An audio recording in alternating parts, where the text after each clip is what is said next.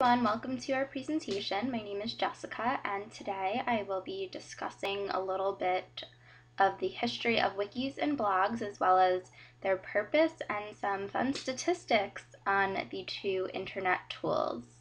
So basically, if you're following us on the PowerPoint, a blog is defined as a website that contains an online personal journal with reflections, comments, and often hyperlinks provided by the writer. So we're all very familiar with blogs at this point in our lives. They're pretty much everywhere. For me personally, I know that's how I get my daily news, especially celebrity gossip. But so if you jump to the next slide, the main purpose of blogs, they vary. Some blogs are business related. Some people actually blog as their business, so they get a lot of ad sponsors. Many people blog as a hobby, which is usually ad-free, which means that they don't receive as much money, so their guidelines are less strict. Also, people sometimes blog on other people's blogs as special guests. Basically, the purpose of a blog, the writer is able to build a relationship with the readers. A lot of them can be used as personal journals. And basically, I feel like the overall purpose of blogs are the dissemination of information, which I feel as counselors we would probably be using the most that way to disseminate information. So the history of blogs is pretty intricate. It was a little uncertain when doing research as to who really created the first blog, but I've highlighted a few dates as well as the timeline in a few slides to kind of show you how the blog originated. So in 1994, a student named Justin Hall began compiling lists of links on his website called links.net. So this was really the first cited blog. And then later on, Jordan Barger coined the term weblog, which reflected the process of logging into the web as he was online. Later on, Jonathan Dube had the first known blog for a news site, and he blogged about a specific hurricane that was happening at the time. Later in 1999, the term weblog was shortened to blog by computer programmer Peter Merholtz. Later on that year as well, Blogger was started, which really helped to mainstream blogs. And also during that year, LiveJournal was founded. So in 2003, Google purchased Blogger, making it a free site because previously users had to pay for it. And they launched AdSense. WordPress was also created in 2003. As well as Gawker Media, and also the Huffington Post, which are all huge either platforms for blogs or blogs. So in 2004, I thought this was a little fun fact for those of you who read Perez Hilton. Page 666 was launched, but it received really, really terrible reviews. So it was actually voted the most hated website, and it was moved later on to Perez Hilton, which is now hugely successful. And also during 2004, a new version of WordPress was launched, which allowed for the use of plugins, which previously did not exist. So just some more blogging facts to go along with the timeline. In 2005, AOL and Warner Brothers launched TMZ, which is also a huge blog now.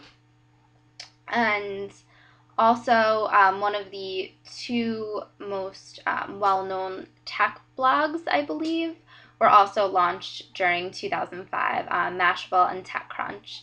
So also in 2005, YouTube was launched, which really raised awareness about video blogging and has really become a staple in our daily lives. In 2006, Twitter was launched.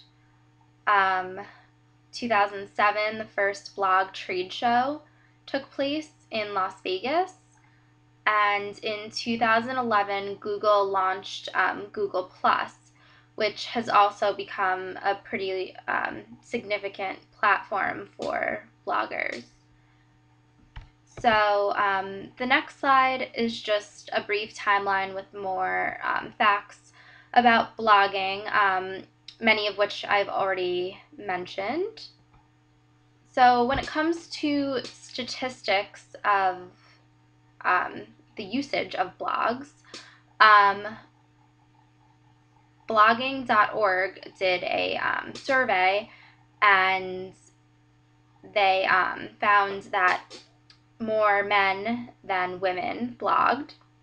They also found that WordPress was significantly used more than the other platforms of blogs.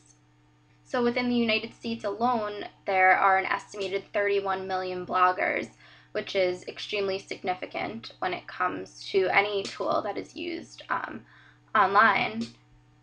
And another interesting statistic that I found was in WordPress alone, there are 42 million blogs currently in use. And this data is all from 2012, which is very recent. So we will now move on to wikis. And a lot of the information that I found on wikis was a little limited. Whenever I would do some sort of search for them, it would bring me to an actual wiki site, which we typically tend to feel aren't very reliable. So a wiki is a web page that can be viewed and modified by anybody with a web browser and access to the internet. And as we all know, anyone can change the content to the wiki, and they permit asynchronous communication and group collaboration across the internet. Users have both author and editor privileges. And wikis are able to incorporate sounds, movies, and pictures. And what they are basically is just a collection of web pages interconnected with each other through many internal links. So a little history on wikis. The word wiki was coined by Ward Cunningham, who is an American computer programmer. The word wiki is actually a Hawaiian word, and it's used as a substitute for the word quick, which wikis tend to disseminate information and have a large turnover awfully quickly. So the first wiki appeared in 1995, and since then they've really been adapted and used in classrooms as well as many educational settings. As we all know, Wikipedia is hugely popular. It is actually the largest and most popular wiki that is out there currently. I posted a little link which takes you to a video that explains how Wikipedia came to be about. The founder of Wikipedia speaks a little bit about that, and I found it to be a little interesting, so you guys might want to check it out if you have some free time. So I also listed some popular wikis that are available, Wikipedia being one, WikiTravel. I thought that wikis such as